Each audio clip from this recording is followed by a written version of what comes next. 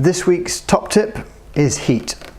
Using a standard hairdryer or a hot air gun on a low setting, we can warm up the panels that we're working on. In traditional methods with dent repair bars, this helps keep the paint supple, so reduces the risk of the paint cracking, and with large dents makes the metal more manoeuvrable to be able to work back into its correct shape. With glue pulling techniques, the warm panel helps the adhesive adhere to the panel, which will give you a much better pull with the slide hammer once you've got your glue tab on the dent.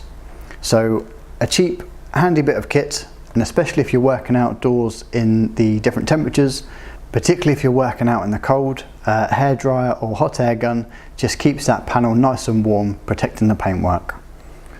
Thanks for watching.